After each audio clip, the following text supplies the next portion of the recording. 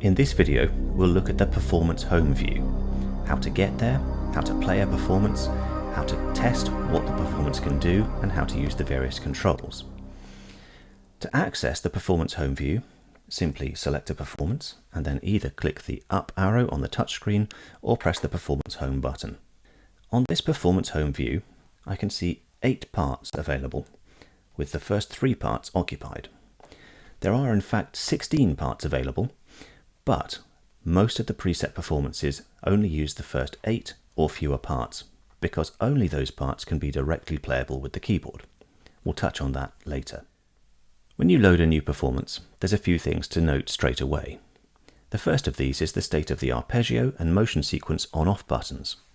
These control whether or not arpeggios and motion sequences will play with the performance. In this performance, both are lit, so we can expect that motion sequences and arpeggios will be active.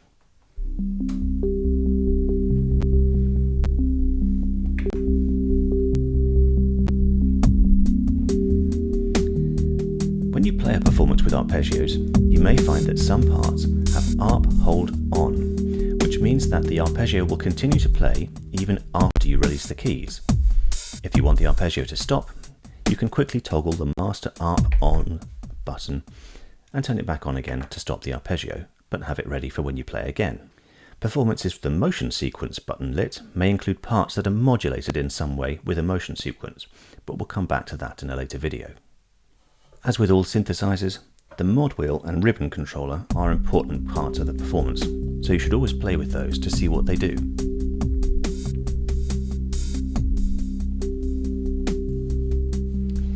You may also find that the Assign 1 and Assign 2 buttons light up when you load a performance. These buttons are used to change the characteristics of sounds, and if you see that they're lit up, you should try them out to see what they do, as their use varies from performance to performance.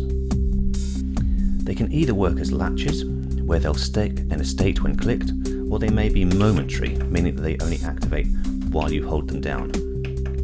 The next thing to note is the state of the scene buttons.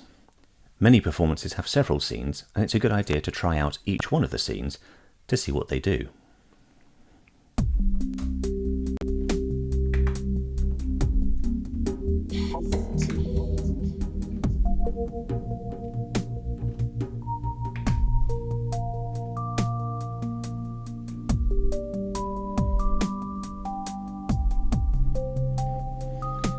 Lots of the preset performances use scenes to switch the arpeggios and motion sequences that are played by each part, and can also change which parts respond to the keyboard.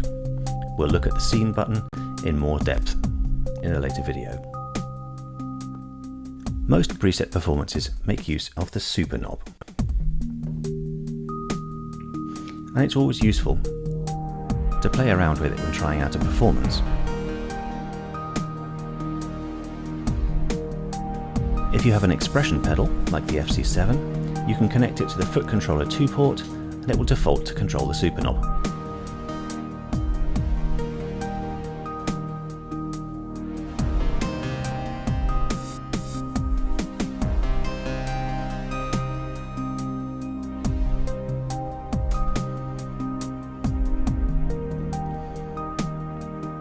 Montage and Montage M have 8 assignable knobs, while MODX has 4. When the knobs are in assign mode, these knobs can control one or more parameters defined by the performance.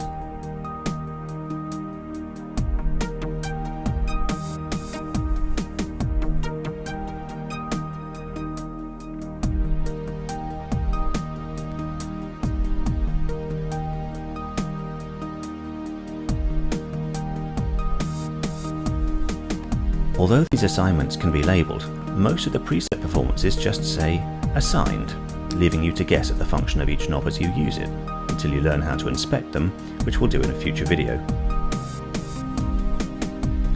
The super knob functions by controlling any number of these knobs, moving them between set positions.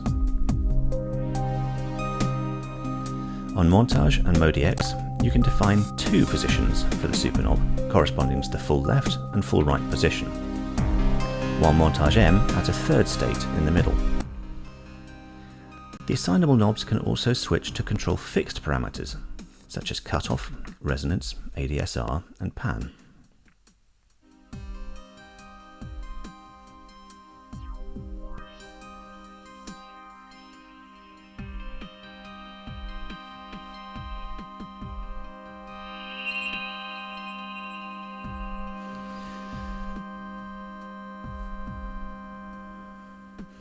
In all modes, the assignable knobs will affect the entire performance if no parts are selected, or alternatively, if you do have a single part selected, it'll be that part that is affected by the knobs.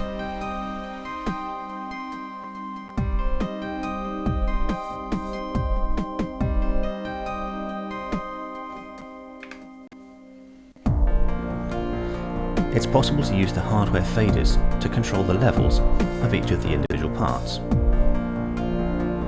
The parts show their own VU meter to give you an idea of their output level.